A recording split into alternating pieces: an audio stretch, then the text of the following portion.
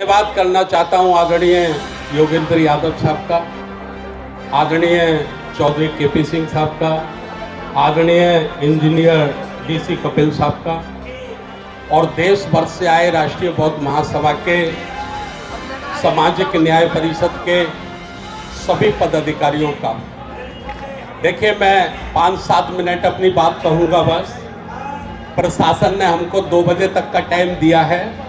हम लोग संविधान में यकीन करते हैं, कानून में यकीन करते हैं, इसलिए हम समय से पहले अपने प्रोग्राम को ख़त्म करेंगे।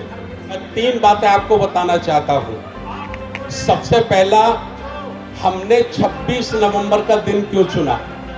26 नवंबर को ही हमें जो अलोकतांत्रिक व्यवस्था कायम की जा रही है, जो गैर संवैधानिक काम किए जा रहे हैं, उनका विरोध करने के लिए हमने 26 नवंबर को क्यों चुना, ये कारण मैं आपको बताना चाहता हूं। साथियों, आज से 74 वर्ष पहले 26 नवंबर 1949 को इसी संसद भवन में, जो जंतर मंतर के पास है, इसी संसद भवन में पूरे देश ने, भारत के एक एक नागरिक ने इस संविधान को अंगीकार किया था, स्वीकार किया था, इसी संविधान को। तो पहला कारण हमारा है कि हमने जंतर मंतर को इसीलिए चुना। ये भी बंद कर दिया क्या? ये क्या बात है? संविधान को स्वीकार किया था। अब मैं आपसे निवेदन करना चाहता हूं, आवाज खोलो। बाबा साहब डॉक्टर अम्बेडकर जी ने संविधान सभा की कार्रवाई खत्म हो गई थी। खत्म होने के बाद जब बाबा साहब डॉक्टर अम्बेडकर दोबारा खड़े हुए और खड़े होकर बोले, क्या बोले?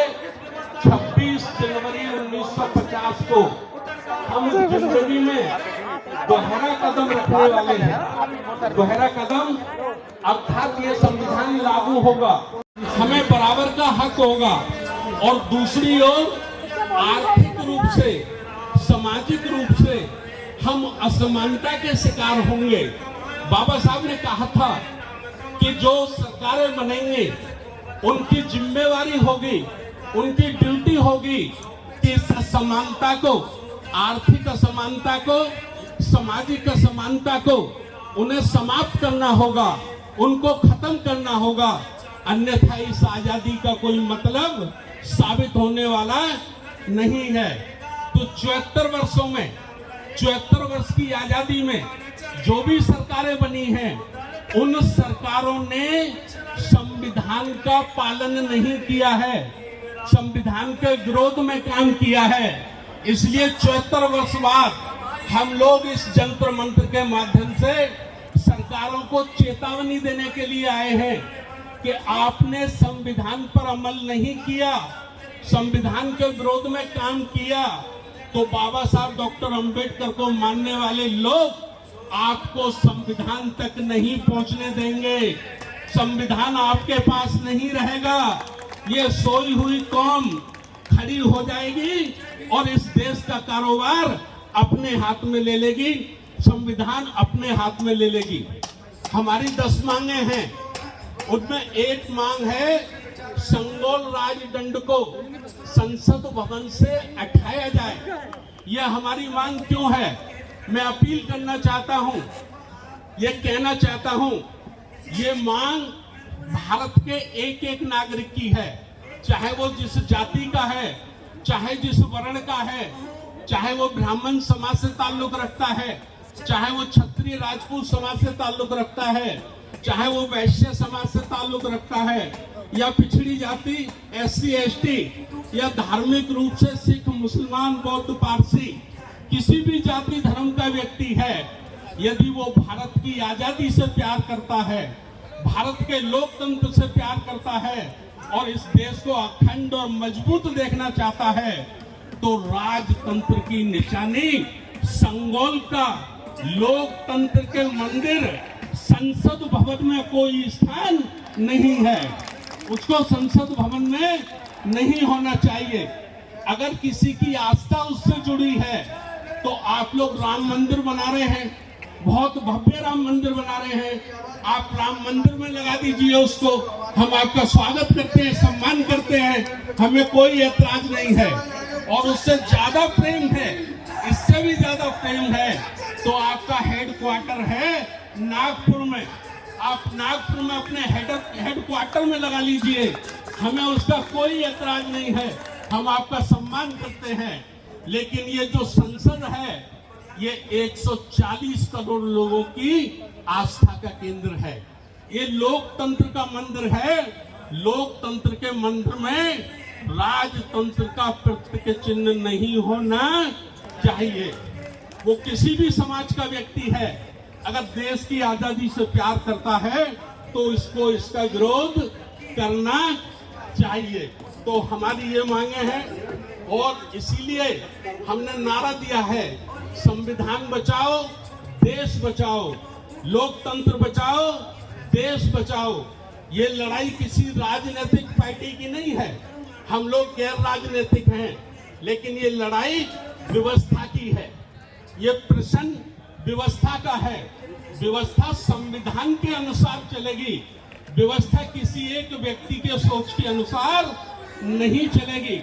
जो संविधान कहेगा वही हमको मानना होगा। दूसरा हमारा निजीकरण, आप देश की संपत्ति को 1, 8, 10 व्यापारियों के, उद्योगपतियों के हाथों बेच रहे हैं। आप देखिए 20 व्यापारी भारत का लाखों करोड़ों रुपया लेकर विदेशों में भाग गए हैं। देश की संपत्ति लेकर अनेक लोग विदेशों में भाग गए हैं। क्या गारंटी है कि अदानी और अंबानी विदेश नहीं भागेगा? कौन सी गारंटी है? अगर आप सारी देश की संपत्ति अदानी और अंबानी को दे देंगे और ये फिर चाइना, चीन, अमेरिका, अफ्रीका को बेचकर भाग गया तो देश का नुकसान होगा, भारत के एक एक व्यक्ति का नुकसान होगा। इसलिए निजीकरण को बंद किया जाना चाहिए, राष्ट्रीय शिक्षा का राष्ट्रीयकरण किया जाना चाहिए। और हमारे आदरणीय योगेंद्र उपाध्याय जी ने, यादव जी ने ये कहा है जातिवार गणना हो। ये मान्यवर काशीराम साहब का नारा था, जिसकी जितनी संख्या भारी उसकी उतनी हिस्सेदारी, जिसकी जितनी संख्या भारी उसकी उतनी हिस्सेदारी। और ये जाति गणना से ही साबित होगा कि किसी किसी जाति का व्यक्ति भाषण तो कुछ देता है और उसका आचरण दूसरा है। भाषण और आचरण ये दोनों में कितना फर्क है। अगर इसकी MRI होनी है, इसका एक्सरे होना है तो जाति गणना कराया जाना बहुत जरूरी है। और पुरानी पेंशन स्कीम बहाल की जानी चाहिए। 60 वर्ष तक आदमी देश की सेवा करता है, राज्य की सरकार की सेवा करता है, केंद्र सरकार की सेवा करता है, और जब उसका बुढ़ापा होता है तो ये जो पेंशन है ये बुढ़ापे में उसका सहारा है, बुढ़ापे में उसकी ये रक्षा है, गारंटी है। तो इस किस्म की अनेक मांगों को, 10 मांगों को लेकर आज हमने महामहिम राष्ट्रपति महोदया को 10 सूत्रीय ज्ञापन पत्र दिया है और उनसे निवेदन किया है कि गैर संवैधानिक कार्य यदि कोई हो रहा है या कोई हुआ है तो आप अपने अधिकारों का इस्तेमाल करके आप सरकार को निर्देशित करें कि वो संविधान से अलग हटकर कोई काम ना करें। मुझे टीवी चैनल के साथी ने पूछा कि सुप्रीम कोर्ट में आज बाबा साहब डॉक्टर अंबेडकर की प्रतिमा लगी है, आप क्या कहना चाहते हैं? मैंने उनको कहा कि सुप्रीम कोर्ट में बाबा साहब डॉक्टर अंबेडकर की प्रतिमा लगी है, हम उसका स्वागत करते हैं और हम इस देश के चीफ जस्टिस श्री चंद्र जी का धन्यवाद करते हैं। लेकिन प्रतिमा से भी ज्यादा बड़ा काम है संविधान पर अमल करना, संविधान को लागू करना। पूजा करोगे, काम नहीं करोगे, ये दोहरी नीति अब भारत में चलने वाली नहीं है। आप लोगों ने राजनेताओं का मुंह बंद कर दिया होगा, ईडी सीडी लगाकर, इनकम टैक्स लगाकर आपने राजनेताओं का मुंह बंद कर दिया होगा। आप भारत के 100 करोड़ 150 करोड़ लोगों का मुंह बंद नहीं कर सकते हैं। अगर नेता सड़कों पे नहीं निकलेंगे तो कोई बात नहीं, वो अपने कोठी बंगलों में बैठे रहे। साहू फूले अंबेडकर और बुद्ध और कांशी राम को मानने वाले लोग सड़कों पे निकलेंगे। ये आज की तो अंगड़ाई है, ये आज जंतर मंत्र पे अंगड़ाई है। हम वायदा करते हैं कि सरकार ने अगर हमारी बातें नहीं मानी तो देश के 665 जिलों में ये लाखों की संख्या में लोग होंगे, कलेक्ट्रेट पे लोग होंगे, सड़कों पे लोग होंगे। हम संविधान बचाने के लिए अपनी जान दे सकते हैं। एक बात कहकर मैं अपनी बात को खत्म कर रहा हूँ।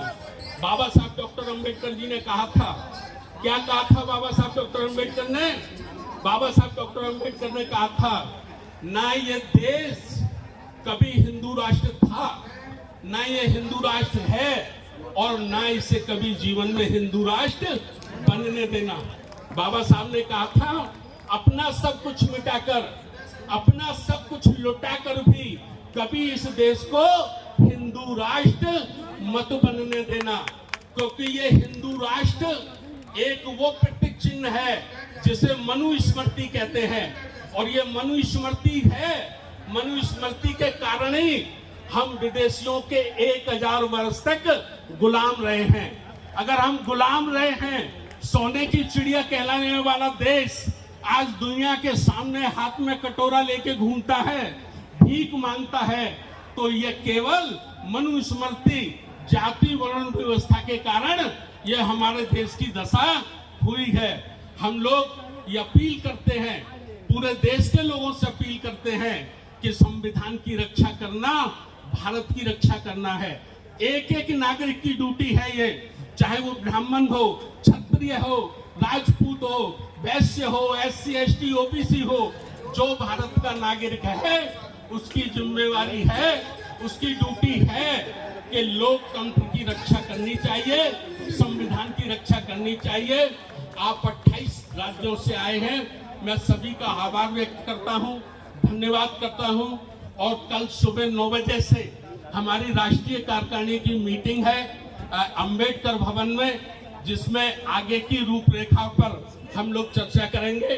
तो आप सब लोग कल 9 बजे अंबेडकर भवन का जो सभागार हॉल है उसमें जरूर आएं, और उसमें बड़े आगे के लिए हम लोगों को चर्चा करनी है, ये निवेदन करते हुए। और एक बार हम लोग आज संविधान का संकल्प लेंगे, उसके बाद प्रोग्राम खत्म करेंगे। पुनः मैंने तो तय कर लिया है, मैंने तय कर लिया है, एक बूंद खून की जब तक मेरे जिस्म में रहेगी, मैं इस संविधान पे उंगली नहीं उठने दूंगा। जय जय जय जय जय भीम, जय भीम, जय भीम, बाबा साहब डॉक्टर अम्बेडकर। एक उंगली जब तक रहेगी संविधान पे हम उंगली नहीं उठने देंगे।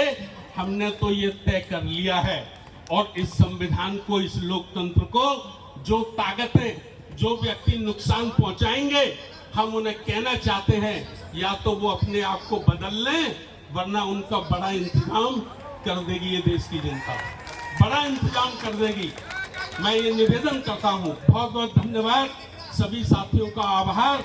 जय भीम, नमो बुद्धाय, जय भीम, जय भारत, जय संविधान, जय संविधान, जय संविधान, जय संविधान, जय संविधान, जय संविधान। बहुत बहुत धन्यवाद। ये धरना प्रदर्शन राष्ट्रपति महोदय को हमारे प्रतिनिधि मंडल ने ज्ञापन दे दिया है, और हम आज इसे यहीं समाप्त करते हैं। अब ये धरना प्रदर्शन समाप्त है। आप सब लोगों से निवेदन है कि कानून का पालन करते हुए, जैसे जैसे आप लोग आए हैं, बिल्कुल जो पुलिस गाइडलाइन करती है, जो प्रशासन आपको बताता है, उसका 100% पालन करते हुए, अमल करते हुए आप अपने अपने स्थानों के लिए प्रस्थान करें।